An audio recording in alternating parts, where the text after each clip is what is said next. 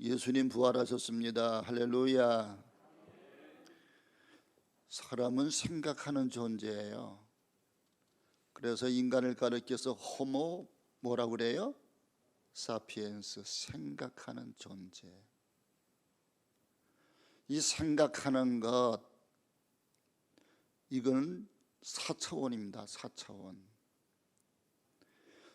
점과 점을 연결하는 선을 우리 기하학에서는 1차원이라고 그래요. 그 선이 연결되고 그러면 평면이 됩니다. 평면을 2차원이라고 그래요. 이 평면이 겹쳐지면 입체가 되고 그걸 3차원이라고 그래요. 근데 우리가 생각하는 거는 1차원도 2차원도 3차원도 아닌 4차원이에요. 그건 영적인 세계예요. 그러니까 생각이나 하나님 말씀이나 그 말씀 믿는 믿음이나 그 믿음에 대한 꿈을 말하는 것은 4차원 영적인 세계가 되는 거예요. 그 4차원이 우리의 생각과 이해, 꿈과 환상, 믿음, 입술의 고백, 이렇게 되어지는 거예요. 이 4차원의 세계는 눈에 보이지가 않아요. 여러분 생각하는 거, 말하는 거, 믿음, 꿈 이런 건 눈에 보이지가 않잖아요. 그러나 실체합니다. 존재한단 말이에요. 그래서 이것을 4차원의 세계, 영적 세계라고 이렇게 얘기를 합니다. 부활은 4차원의 세계예요. 믿음이 없는 사람들은 하나님의 신비를 보면 무서워하고 두려워합니다. 부활은 하나님의 신비예요. 오늘 여기 본문의 말씀을 보면 예수님께서 막달라 마리아 그리고 다른 마리아 두 여인에게 무서워하지 말라, 갈릴리로 가라, 이 말씀을 하세요. 오늘 그 말씀을 제목 삼아서 무서워하지 말고 갈릴리로 가라, 이 말씀의 제목으로 말씀을 묵상하기를 원합니다. 부활 신앙은 4차원의 세계라고 그랬습니다. 예수님은 평소 그가 말씀하시던 대로 과연 부활하셨습니다. 예수님은 인간을 구원하려고 이 땅에 오셔서 육신을 입고 이 땅에 오셨어요. 그리고 마침내 십자가에서 예수님 죽으셨어요. 죽으신 지 사흘 만에 마침내 그 말씀대로 예수님 부활하셨습니다. 부활은 1차원도 2차원도 3차원도 아닌 4차원의 세계, 영적인 세계예요. 생각하는 것은 인간의 특권입니다. 짐승은 생각할 줄 몰라요. 우리 인간은 깊이 생각을 해요. 생각하는 데 따라 철학자가 되기도 하고 그렇지 않기도 돼요. 생각하는 만큼 인간은 인간답게 되는 거예요. 인간은 본능에 의해서 감정에 휩싸여 사는 인간을 가리켜서 인간도 아니야 이런 말을 하잖아요. 생각을 깊이 하지 못하면은요 인간답지 못하다 그런 얘기도 해요. 인간에게 생각하는 능력이 그만큼 중요하단 말입니다.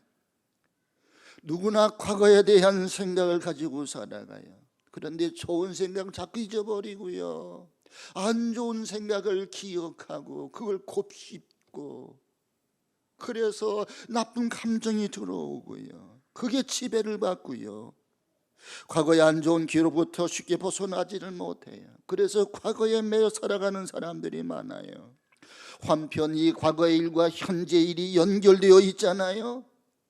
이걸 인과관계라고 그래요. 과거의 일이 원인이 되어 현재가 그 결과라는 거예요.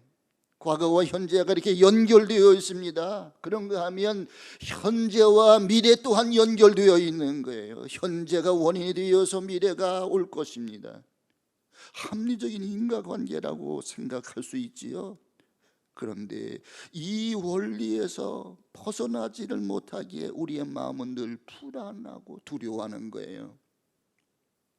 미래가 암담한 것은 현재 내 모습이 별로 좋지 않기 때문에 그러는 거예요. 우리의 생각이 협소하고 보잘것없다는 것을 우리가 알아야 됩니다. 우리의 생각대로 미래가 되지는 않고요, 될 수도 없어요. 그러므로 기대한 일이 이루어지지 않으면 낙심하고 절망하고요. 이게 얼마나 넌센스입니까? 인간의 생각보다 넘치는 것이 하나님의 생각이요, 하나님의 말씀이에요. 우리는 하나님의 말씀을 붙잡아야 돼요. 내 생각이 아니라 하나님 말씀, 하나님의 생각을 붙잡아야 돼요. 고린도후서 10장 4절 5절에 이런 말씀이 있습니다. 우리의 싸우는 무기는 육신에 속한 것이 아니요 어떤 견고한 진을 깨트리는 하나님의 능력이라 모든 이론을 무너뜨리고 하나님 아는 것을 대적하여 높아진 것을 다 무너뜨리고 모든 생각을 사로잡아 그리스도에게 복종하게 하니, 우리 인간의 생각, 이론 그런 것들이 깨트려지고 그것이 견고한 진이 되고 마음의 장벽이 되었는데 이런 것을 깨트려서 그리스도 예수께 복종시켜야 된다는 거예요. 우리의 생각은 대개 허무주의로 끝날 때가 많아요. 하나님을 알만한 본성을 주셨습니다. 양심을 주셨습니다. 그런데 인간 어리석어서 하나님을 알려고 하지 아니하고 하나님께 감사치 아니하고 하나님께 영광을 돌리지 아니하고 하나님을 아는 지식을 다 버리고요, 결국은 우상 숭배자가 되고요, 허망하여지고 인간은 허무주의에 빠지게 되어지고 결국은 우상 숭배가 되더라는 거예요. 그래서 인간의 생각이 하나님을 대적한다는 거예요.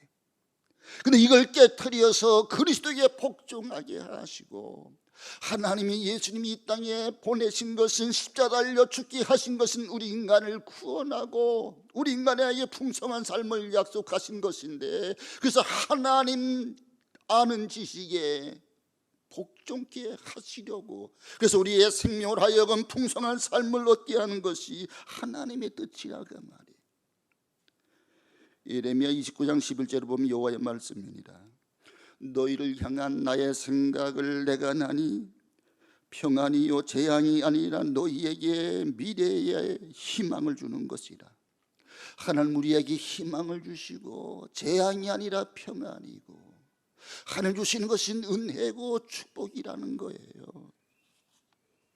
그런데 우리 인간들은 자꾸 하나님 생각을 버리고 하나님 말씀을 버리고 내 생각, 내 좁은 생각, 부정적인 생각에 사로잡혀서 그것이 자기 이론이 되어지고 견고한 진이 되어지고 그 속에 파묻혀서 좁은 세계관을 가지고 부정적인 자화성을 가지고 인간이 살더라는 이야기입니다.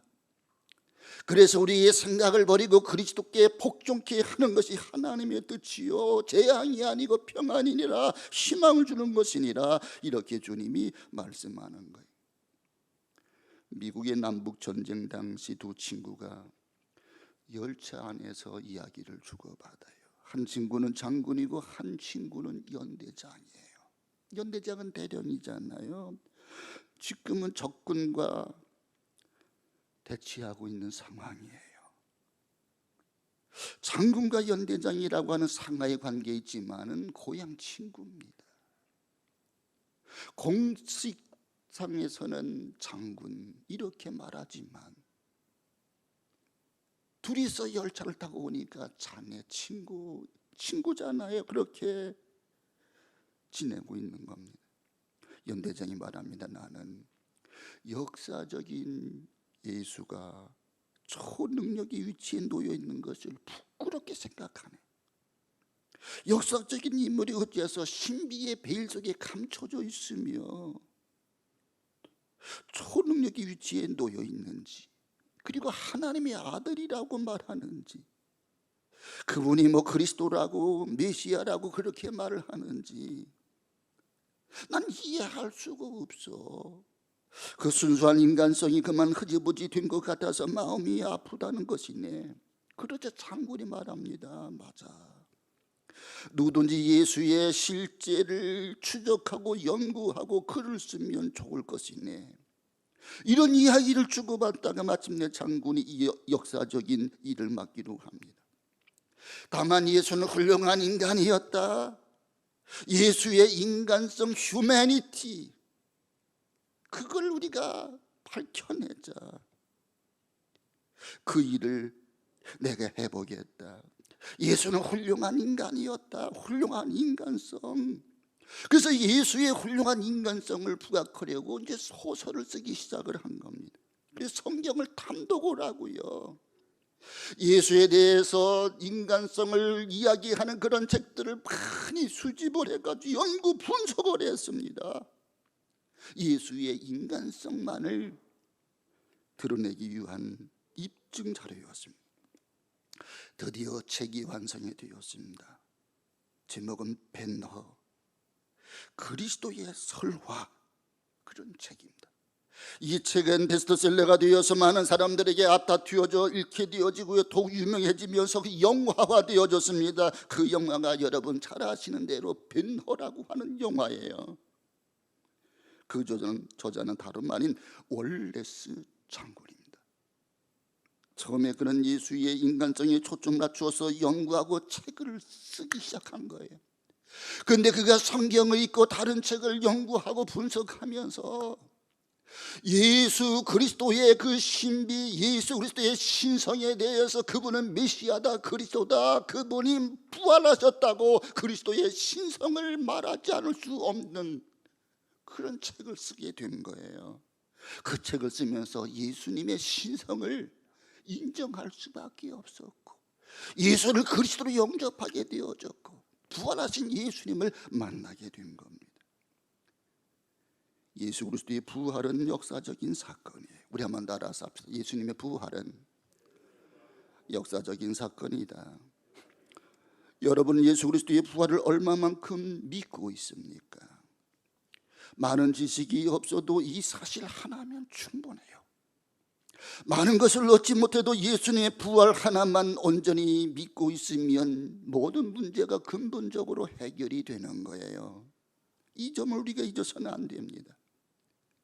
아직 나에게 해결되지 않은 많은 복잡한 문제가 남아있다면 사실 부활신앙이었기 때문에 그런 거예요. 신앙에 대해서 여러 가지 많은 그런 의문과 이해할 수 없는 그런 것들과, 그래서 내 마음이 복잡하고, 이 모든 것들은 부활하신 예수님, 그 부활의 예수님을 내가 성령으로 받아들이지 못하기 때문에 나타나는 현상일 뿐이에요. 믿는 바와 사건 사이에는 매우 중요한 관계가 있습니다. 사건 그대로를 믿어야 하는 거예요. 믿는 바가 확실한 사건일 때에 엄청난 생명력이 작용하게 되는 겁니다. 부활 사건은 놀라운 일이었습니다. 오늘 여기 본문에 보면 죽은 사람과 같이 되었더라 4절에 그렇게 말씀합니다. 우리 4절 다시 한번 읽어봅니다. 지키는 자들이 그를 무서워하여 떨며 죽은 사람같이 되었더라. 안식 후 첫날입니다. 예수님이 죽어서 장례 치러졌어요. 4일이 지났습니다. 막달라 마리아는 예수님을 사랑했어요.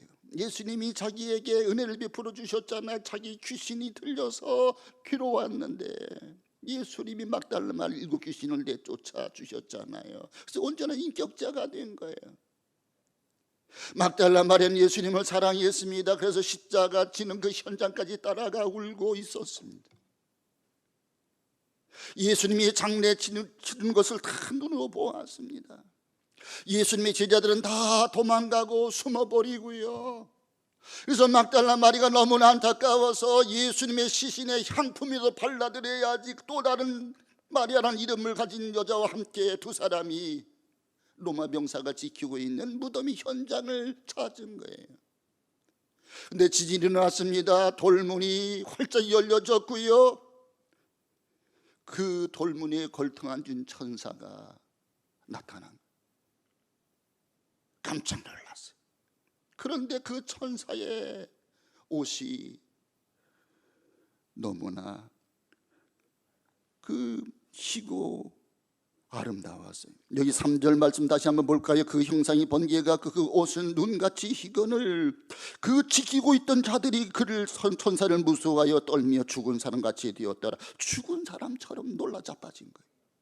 천사가 나타났는데 돌문은 열려졌고 예수의 무덤은 비었고, 그 천사의 모습이 너무나 장엄하고 황홀하고, 그래서 그 신비 앞에 로마 병사들이 죽은 사람들과 같이 되었단 말이에요. 죽지 않은 것이 오히려 용하다 싶었습니다. 살아남은 게 기특해요. 이 엄청난 사건 속에서 어떻게 죽지 않을 수 있겠습니까? 예수님이 부활하시는 그 현장에 돌아가 다시 한번 생각을 해보십시오. 이것은 참으로 엄청난 사건입니다. 예수를 분명히 죽였는데, 그래서 이 무덤에 장사를 지냈는데, 장사 지내지 3일이 되었는데 로마 군인이 창을 들고 지키고 있는데 천사가 나타나고 돌문은 열려져 있고 무덤은 비어 있었단 말이에요. 인간은 경험하지 못한 죽음을 미리 알고 그리고 생각합니다. 인간을 가리켜서 그래서 죽음을 미리 하는 동물이라고 그래요. 동물들은 자기가 죽음을 알지 못해요. 근데 인간은 알잖아요. 죽음을 여러 번 보았잖아요. 여러분 지금까지 살아오면서 많은 사람들이 죽음을 보았잖아요. 내가 곧 죽을 것도 알잖아요. 사람이 한 번 죽는 것은 정한이 진 걸 잘 알잖아요. 인생은 70이요 강건하면 80인 걸 알잖아요. 내 인생이 얼마 안 남았네. 10년밖에 안 남았네. 20년도 안 남았네. 자기 죽음을 알아요. 나의 죽음은 엄연한 사실이에요. 그러나 이 사실을 바로 알지 못해서, 바로 믿지 못해서 부도덕하고 어리석은 사람도 되고요, 남에게 못할 짓도 하는 거예요. 하물며 나의 죽음을 아는 사람이 예수님의 부활을 믿는다면 우리가 아무렇게나 살 수 없지요. 예수님은 분명히 죽으셨어요. 십자가 달려 처참하게 죽으셨어요. 죽으시는 그 모습을 십자가 밑에서 보고 있었단 말입니다. 장례도 치렀습니다. 저들 나름대로 굴 속에 쳐넣고 돌멩이를 이제 막아놓은 것을 보았습니다. 이 모든 일을 목격한 사람들이 이제 새로운 사실에 직면하게 된 거예요. 예수님 분명히 확실하게 죽었는데 예수님 무덤이 비어있단 말이에요. 돌은 그 돌은 옮겨져 있고 천사가 나타나고 예수님은 무덤 속에 없는 거예요. 특별히 놀라운 것은 이 모든 일을 예수님께서 미리 알고 계셨다는 거예요. 인자가 십자가를 지리라, 이방인들에게 넘겨지리라, 그리고 죽은 지 사흘 만에 부활하리라, 나는 죽으리라, 그리고 나는 사흘 만에 살아나리라. 예수님이 그 말씀을 여러 번 하셨어요. 그런데 제자들도 에이, 죽으실 턱이 없는데, 저렇게 능력이 많으신 예수님이 젊은 나이에 죽다니, 이건 아닐 거야. 그냥 건성으로 들은 거예요.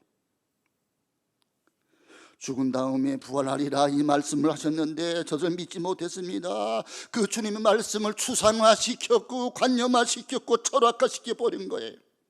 예수님의 부활은 철학이 아닙니다. 역사적 사건이, 역사적 사건이라는 것은 언제 누가 무엇을 왜 어떻게 했는가 육하원칙에 기록될 수 있는 것을 가리켜서 역사적 사실이라고 말하는 거예요. 예수님께서 부활하시는 것은 당연해요. 근데 저들은 믿지 못했어요. 그 말씀을 믿지 않았을 뿐만 아니라 미처 생각도 못한 거예요. 근데 현실이 되어버렸잖아요. 여기에 중요한 문제가 내재하고 있습니다. 부활에 대한 오해가 많아요. 애벌레가 나비가 된다, 윤회적인 것을 부활로 생각하는 사람들이 있어요. 말라붙었던 그런 겨울나무가 봄이 되어서 싹이 돋는 것과 그 모습을 보면서 생물학적인 소생도 아니에요. 겨울이 지나가고 봄이 돌아오는 것을 부활의 상징으로 착각하지 말아야 됩니다. 이것은 부활에 대한 모독이에요. 죽었던 사람이 다시 살아나는 것도 부활이라고 할 수가 없어. 나사로가 죽었다가 살아났다, 그것은 소생이에요. 회생일 뿐입니다. 그런가 하면 인간의 죽음, 육체가 죽지만 영혼은 영원히 살아있다고 하는 영혼 불멸설, 이것도 잘못된 거예요. 참 부활이 무엇입니까? 예수님의 부활이에요. 그 몸의 부활이에요. 그 다음에 예수님은 죽지 않으셨어요. 예수님은 승천하셨어요. 그리고 하나님 보좌 우편에 계신 거예요. 그리고 주님께서 재림하실 때 먼저 간 성도들이 무덤이 열리고 뼈가 연결되고 그러면서 육체가 부활할 것을 말씀하는 거잖아요. 그것을 믿는 것이 부활의 생명인 거예요. 여기 오늘 본문의 말씀 보면 예수님의 부활 사건에 대한 사실을 이렇게 기록하고 있는데, 이는 기술한 거예요. 부활 자체에 대한 과학적인 기록이 아니에요. 예수님께서 숨이 끊어져 부활하시기까지 얼마의 시간이 걸렸느냐, 어떤 화학적인 물리적인 작용이 있었는가, 좀 더 그 과정을 현상적으로 알고자 하지만 그렇게 설명할 수 있는 문제가 아닙니다. 이것은 하나님의 창조적 능력이 있기 때문에 그 자체에 대한 묘사나 기록은 필요가 없는 거예요. 설명이 불가할 뿐만 아니라 해도 알아들을 수가 없는 거예요. 그런가 하면 지극히 간단하게 설명했다는 데에 진실이 있는 거예요. 간단하지만 진실되이 설명하고 있는 거예요. 설득하려고 조작하려고는 의도가 전혀 보이지를 않아요. 순수해요. 증명, 논증하려고 하기보다는 인격적으로 설명하고 있는 거예요. 사건을 물리학적으로 설명하지 않아요. 흔히 과학적인 그러한 증거를 제시하려고 설명하지를 않아요.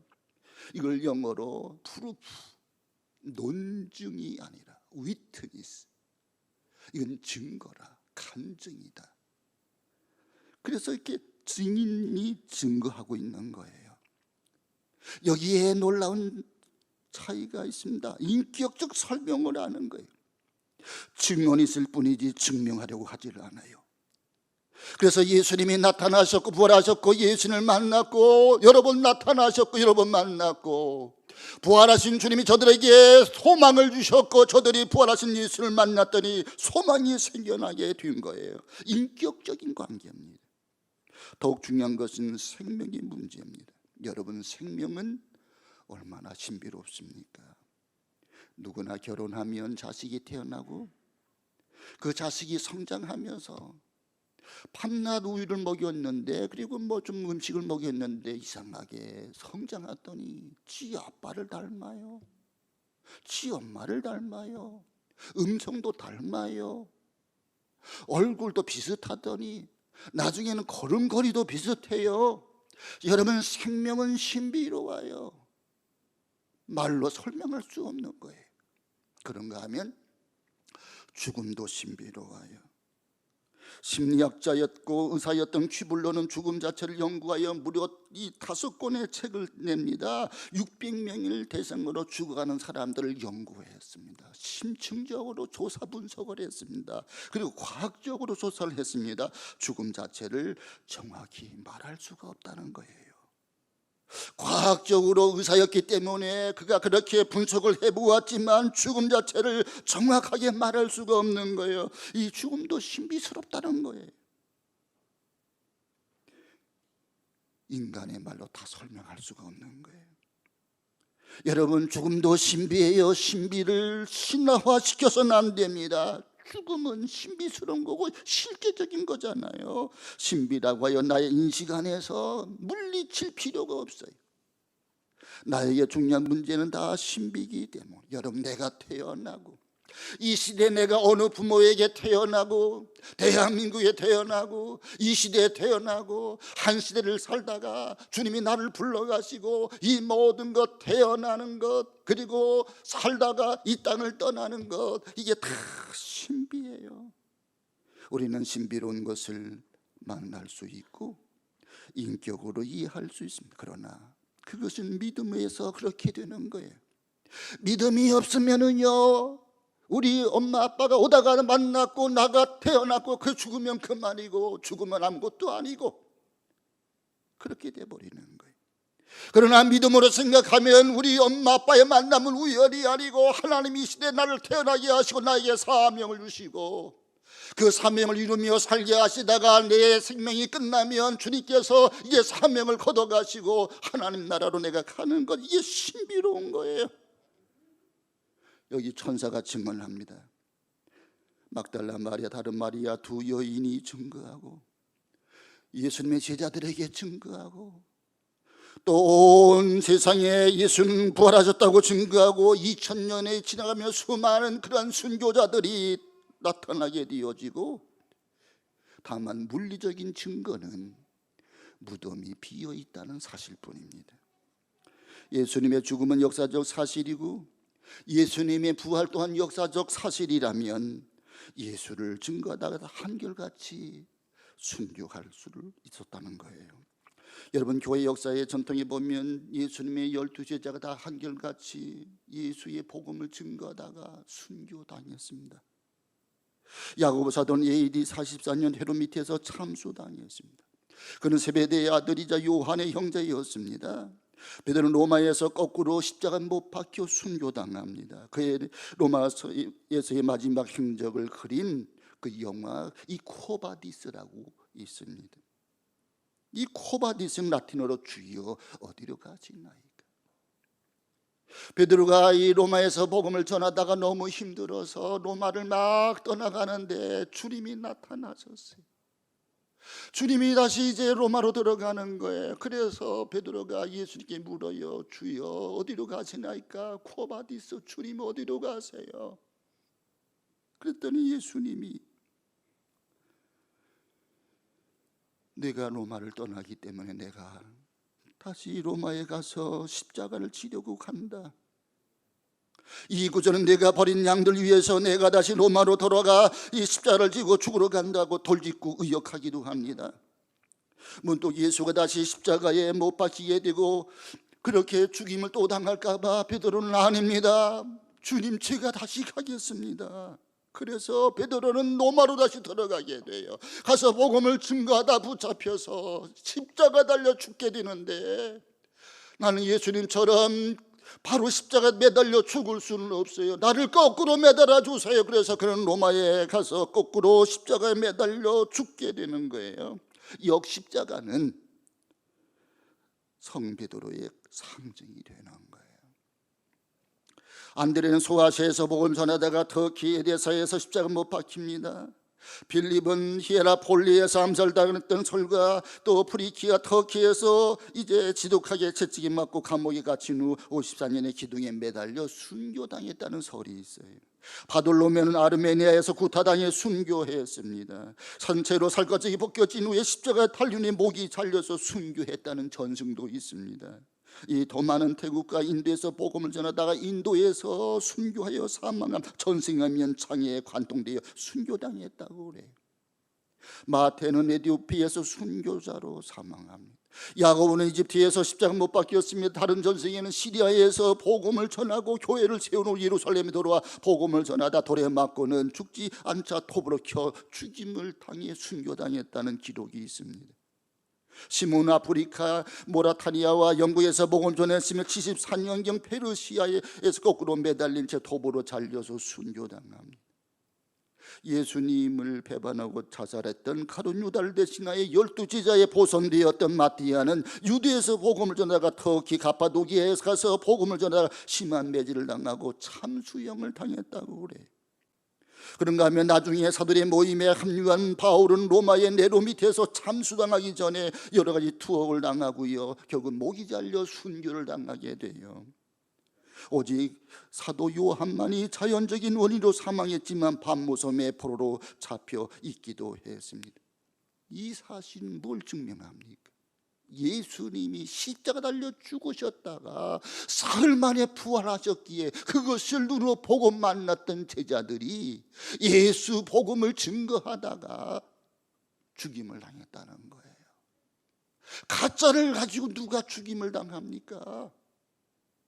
저들은 다 예수를 부인하고 숨어버리고 그렇게 연약한 제자들이었는데, 부활하신 예수님이 없었다면, 부활의 예수 만나지 않았다면 어떻게 부활의 복음을 증거하다가 다 하나밖에 없는 목숨을 주를 위해 내던진단 말입니까? 그건 역사적 사건이기 때문에 가능한 것이었습니다. 마지막 세 번째, 우리는 부활을 증거하는 성도가 되어야 됩니다. 십자가에 죽으신 예수, 그리고 사흘만 다시 사신 예수 그리스도, 이 사건 위에서 부활신앙이 세워지고 있는 거예요. 여러분, 세계 여행을 해보시지요. 이제 많은 곳을 여행하다가 우리 크리스찬들 입장에서 마지막에 가는 여행지가 어디냐? 로마를 간다고 그래. 로마. 역사적 그 문물이 많이 거기에 있기 때문에. 저는 로마에 가봤습니다. 로마의 카타콤베를 가봤습니다. 저는 가파도기아도 가봤습니다. 가파도기아는 거기 굴이 많아요. 이 굴 속에 저들이 이제 이렇게 카타콤베를 만들어 살았나 그런 생각을 가졌습니다. 근데 로마에 갔더니 아니었습니다. 로마는 그냥 평지예요. 거기 굴을 판 거예요. 그 굴 속에 깊이 미로처럼 파놓은 거예요. 한국의 어느 순례객이 로마에 카타콤베 와가지고 여기 미로가 복잡하니까 좁으니까 당신 오른쪽으로 가, 나는 왼쪽으로 갈게. 우리 갔다 와서 만나자. 그래서 그렇게 하자고. 그래서 한 바퀴를 돌고 왔는데 할머니 할아버지가 됐대요. 그만큼 이 카타콤베는 미로예요.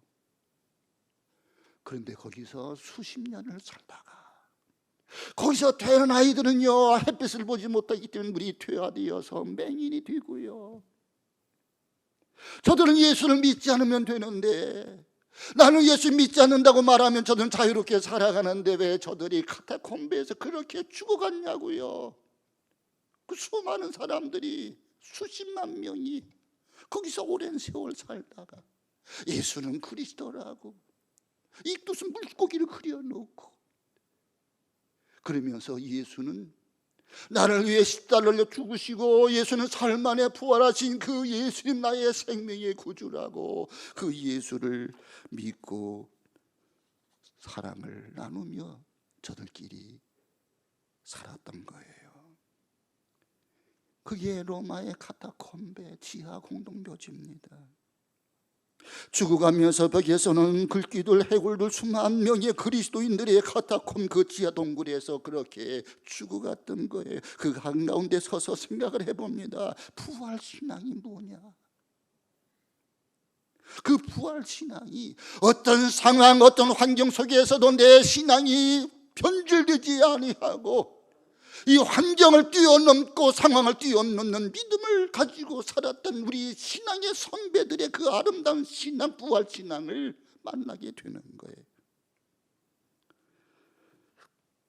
여기 수직하던 군사들이 증인이 됩니다. 수직은 지켰다는 거잖아요. 그런데 오히려 부활의 증인이 되어요. 그러니 우리는 분명히 알아야 됩니다. 이 귀중한 진리는 6절에 나와 있어요. 6절 말씀 같이 읽어봅니다. 그가 여기 계시지 않고 그가 말씀하시던 대로 살아나셨느니라. 와서 그가 누우셨던 곳을 보라. 여기 그가 말씀하시던 대로 한번 따라서 그가 말씀하시던 대로. 고린도전서 15장에 사도 바울은 말합니다. 성경대로 그리스도께서 우리 죄를 위하여 죽으시고 장사하시는 바 되었다가 성경대로 사흘 만에 다시 살아나서 성경대로 그가 말씀하시던 대로. 성서적 근거보다 더 강한 증거는 없다 그 말씀이에요. 한 젊은 청년이 나는 며칠 후에 죽으리라 이렇게 말했습니다. 많은 사람들이 들었습니다. 또한 죽었다가 사흘 만에 부활하리라 이렇게 말씀하셨습니다. 귀담나 듣던 사람이 없었어요. 허무맹랑한 말로 들렸어요. 한쪽 귀로 듣고 한쪽 귀로 흘려버렸어요. 아무튼 많은 사람들이 들었습니다. 그가 말한 대로 그가 성경대로 죽으셨어요. 그 성경대로 그가 부활하셨어요. 만일 부활하지 않으셨다면 어떻게 되었겠습니까? 살아나리라 하신 말씀 모두가 다 들었지 않았습니까? 부활하지 못했더라면 요즘 유행하는 말대로 웃기는 일 아니에요. 그 웃기는 일 위해서 자기 목숨을 걸어요. 그 비겁하고 용기 없던 제자들이 웃기는 일을 가지고 자기 목숨을 걷냐? 그럴 수가 없는 거예요. 예수님의 부활은 역사적 사건이기 때문에 그것을 눈으로 보았고 예수님 함께 저들이 다시 다니며 40일 동안 하나님 나라를 증거하다가 예수님이 승천하는 현장을 보았기에 승천하는 그 모습을 봤기 때문에 하늘로 올라가신 주님을 바라보고 소망하며 저들은 믿음을 지켰던 거예요. 예수님의 말씀이 사실이 아니라면 예수님 말에 따라갈 정신병자가 아니고야 없지 않겠습니까? 예수님이 죽으리라 하셨고 부활하리라 하셨습니다. 분명하게 말씀하셨습니다. 예언하시고 약속을 주셨습니다. 이제 부활의 주님을 눈앞에 보고 있는 거예요. 막을 길이 없어요. 폭발적인 생명력의 역사, 이 엄연한 역사를 막을 길이 없습니다. 이것이 기독교의 근본이에요. 이것이 없으면 기독교가 존재할 수 없어요. 그래야 찬란한 순교 역사가 있게 된 겁니다. 이 점을 잊지 말아야 돼요. 흔히 부활 신앙과 부활 사건에 대해서 오해를 하는 사람들이 있어요. 부활 신앙이 있어서 부활 사건이 생겼다, 이렇게 말하는 사람이 불투만 같은 신학자예요.